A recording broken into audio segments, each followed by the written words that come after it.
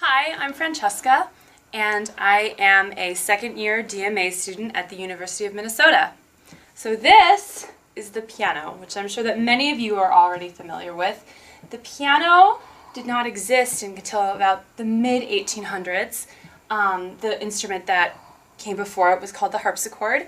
And the piano was unique when it was first developed because it could play at many different volumes. The harpsichord can only be played softly, about the same kind of medium volume, but the piano can be played very softly or really loudly.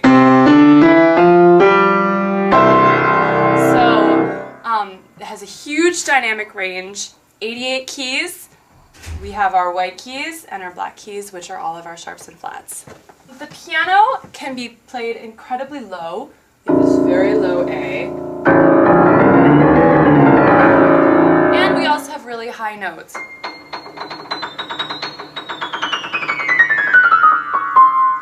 The bottom of the piano tends to have a really dark, rich sound, where the top can sound really sparkly and light. The piano is played in two clefs. We read off of two lines. The top line is traditionally treble clef, and the bottom line is traditionally bass clef. If you're writing all in the upper register of the piano, you can write both hands in treble clef, and you can also write both hands in bass clef. The hands can also be crossed. The piano can be played in any key signature. Obviously, the more sharps and flats you start adding, the more difficult it gets because you start having to contend with more and more of the black keys.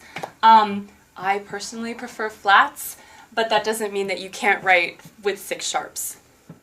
The piano has a lot of strengths. It's kind of a chameleon instrument.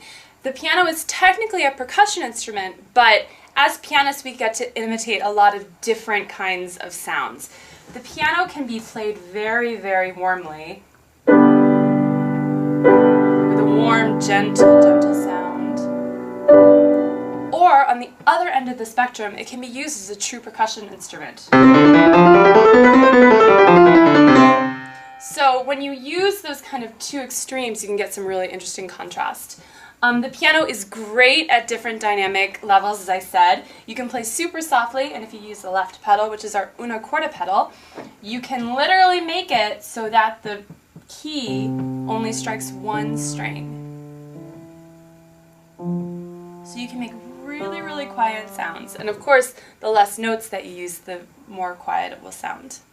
The biggest weakness of the piano is that it doesn't sustain. So once you hit a note or a chord, it immediately starts to decay, and there's nothing you can do about it. So you can't really write a note as one sustained note with a crescendo. If you want to make a crescendo, you have to write a series of notes. And we are really good at faking a crescendo, but we have to do it by playing each note a little louder in succession rather than swelling on a single note. So, of course, everybody knows that you can play on the keys, but there are some other interesting things that you can do to get a variety of sounds. The biggest way to get a totally different sound is to actually venture into the piano, into the strings. If you press down the sostenuto pedal, which is your right pedal, you lift the dampers up and the strings are exposed. One thing that is an interesting technique is if you have the pianist just play the pedal and then the other instrumentalists play, the piano will actually gather the sound and start to create an echo. So it's hard to tell because we don't have any instrumentalists in here, but the sound will just gather and continue to gather as the other instrumentalists play. You can also, if you press down that same pedal, you can pluck the piano strings like it's a harp.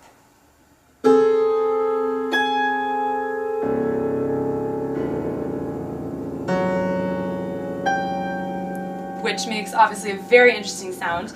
You can also, again, with that same pedal dampened, if you have the pianist put their hand on the string, you can also create a very, very interesting sound. It is also possible to write for different objects to be placed in the piano. If you put a piece of paper on the strings, you'll get a different sound. if you put a paper clip on the strings, you'll get a really metallic sound. So that's sort of some interesting things you can do. On the keys, you can also use a couple of interesting things. I once played a piece that the very opening went like this. So you can kind of create some interesting chord clusters using your forearms or your whole hands to get interesting sounds. I don't like to see chords that are, a lot of chords that are bigger than tenths, and a tenth is the space between like a C and an E, the octave above. And I have big hands, so for me this is not a problem. For someone with smaller hands it would be hard. But once the chords start getting bigger than that in each hand, you start having to break them and it gets less graceful. So if you want the chords to be broken intentionally, that's one thing, but if not, try to keep it within that tenth span. As I said, I prefer not to see too many sharps and flats unless there's a real reason for it, just because it becomes much more complicated when you have to use more and more of the black keys. Also, again, try not to have the piano, don't try to have the piano crescendo on a single note, because it's not going to happen.